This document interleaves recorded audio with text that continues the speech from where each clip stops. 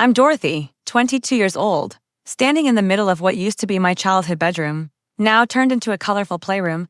I felt a mix of shock and anger rise inside me.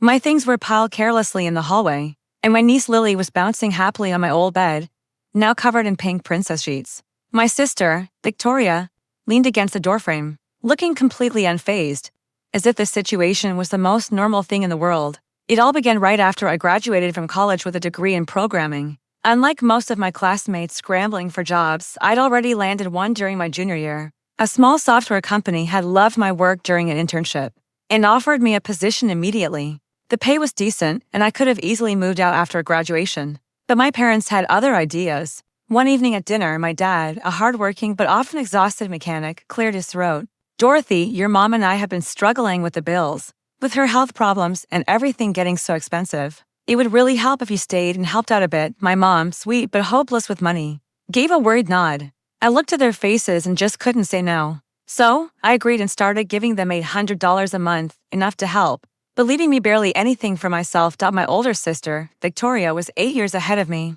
She was married to Ryan, a salesman, and they lived across town in a fancy rented apartment, always showing off their luxury life. In truth, they were drowning in bills. Whenever she came over, Victoria couldn't resist taking jabs at me. "Dorothy, still wearing that old sweater? No wonder you're single," she teased with a smug grin, as if not wearing designer clothes was some kind of sin. One afternoon, while I was washing dishes, she cornered me. "Can you lend me $150? I saw this gorgeous dress, and I'm short this month," I sighed, knowing it wasn't the first or last time. I gave her the money anyway. When I wasn't working at my day job, I spent nights on my side project, a home security app I truly believed could change how people protect their homes. But to my parents, it looked like I was wasting time. "All she does is stare at that screen. No wonder she can't get a boyfriend," my dad would grumble. Then one Tuesday, everything changed. I came home to see moving boxes stacked everywhere. Ryan had lost his job over shady accounting stuff, and they were moving in with us. Just like that, my quiet home turned into chaos. Victoria worked part-time at a boutique, barely making enough for herself, and spent her days criticizing my mom's cooking. "Mom, this food is awful.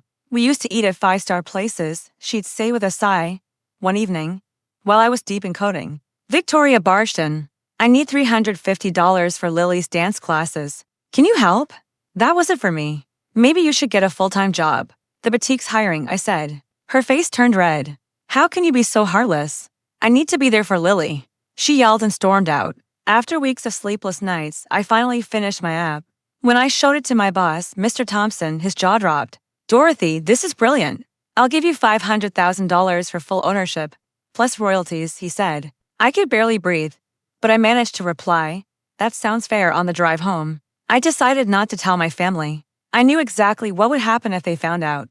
The money would vanish before I could even touch it. I called my friend Emily, who's a realtor, and asked her to find me a nice apartment near work. Within a few days, everything was official. I was rich. But the moment I got home, my family was waiting for me like a firing squad. My dad spoke first. "Dorothy, with 5 adults and a kid in this house, the expenses have gone up. We were hoping you could start giving $1,500 a month." I hesitated but agreed, not wanting another argument. But then they crossed the line. They moved Lily into my room and told me I'd have to sleep on the couch. That was it. "I've bought an apartment," I announced.